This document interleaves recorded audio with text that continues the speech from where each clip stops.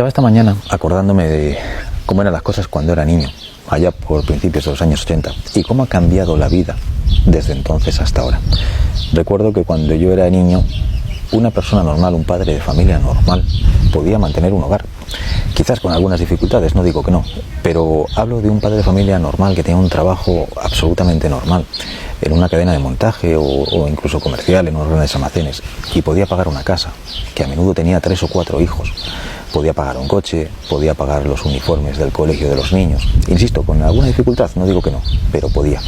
Hoy en día eso es totalmente impensable. Hoy en día, una persona con un sueldo base en España a duras penas puede siquiera pagar su alquiler. Echando un vistacillo a los sueldos y al coste de la vida que había en aquel entonces y al que hay ahora, para ver dónde está esa diferencia, por qué han cambiado tanto las cosas, he visto que, aunque los ingresos en aquel entonces eran 10 veces menos, el coste de vida también era 10 veces menos. Es decir, la moneda se ha devaluado, pero el coste de vida en términos generales se podría decir que es el mismo. Entonces, ¿cuál es la razón de este disparate? ¿Cuál es la razón por la cual ahora nos cuesta el doble vivir que antes?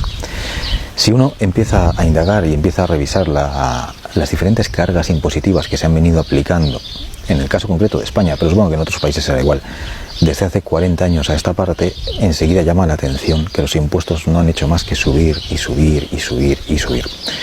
El primer impuesto que empezó a aplicarse fue en el año 86 el IVA, que en aquel momento era del 12%. A hoy en día es el 21%. Luego se aumentaron los impuestos de sucesiones, los impuestos de patrimonio, el impuesto de aquí, el impuesto de allá. Luego empezamos a pagar por cosas por las que nunca habíamos pagado. Un ejemplo, las autopistas o aparcar el coche en la calle. Hoy en día pagamos por 1 millón de cosas por las que antes no pagábamos.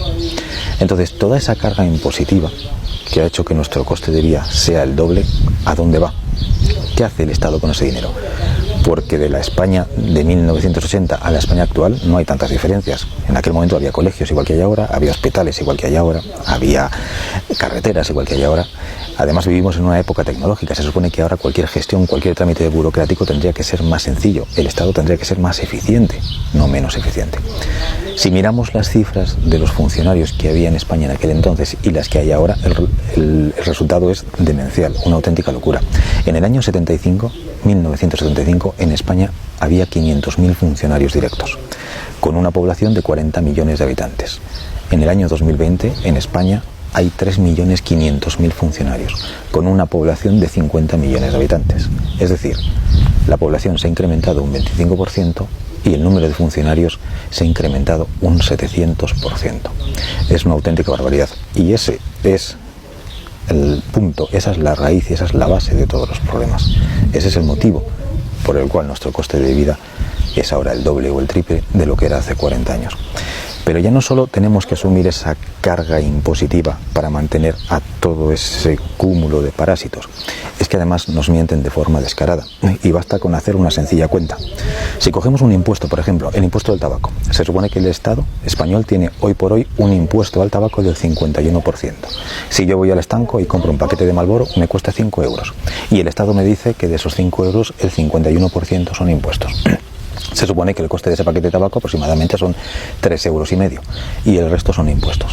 Pues bien, no hace mucho tiempo, hace escasamente 2 meses estuve en Asunción, en Paraguay, y allí compré un paquete de Marlboro y me costó al cambio 1,20 euro. Y ya tenía los impuestos paraguayos. Allí también hay IVA y también hay otros impuestos. Es decir, ese paquete que el Estado me está diciendo que cuesta 3,5 euros, realmente cuesta menos de 1 euro. Y esos impuestos que el Estado me está diciendo que son un 51%, realmente son un 500%. Y esto es aplicable a la gasolina, a la luz y a todo ese millón de cosas por las que nos hacen pagar y no deberíamos pagar. Por eso, tu vida cada día es peor.